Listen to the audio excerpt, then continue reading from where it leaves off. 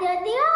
ସେ କହିଲା ହଁ କାହିଁକି ଦେବିନି, ତୁମେ ମୋର ସେଦିନ ଉପକାର କରିଥିଲ, ଆଜି ମୁଁ ତୁମର ଉପକାର କରିବି। ସିଏ ସେଠୁ ଖାଇବା ଦେଲା, ବାଇ ଚଢ଼େଇ ଉଡ଼ି ଉଡ଼ି ନେଲା, ତାଙ୍କ ଛୁଆମାନଙ୍କୁ ଦେଲା, ନିଜେ ଖାଇଲେ, ରହିଲେ ଖୁସିରେ। ତ ସାଙ୍ଗମାନେ ଆମେ ଏଠିରୁ ଜାଣିଲେ ଆମେ ଅନ୍ୟ ଜଣଙ୍କୁ ସାହାଯ୍ୟ କଲେ ସେଇ ଅନ୍ୟ ଜଣେ ଆମକୁ ବି ଦିନେ ନା ଦିନେ ସାହାଯ୍ୟ କରିବେ।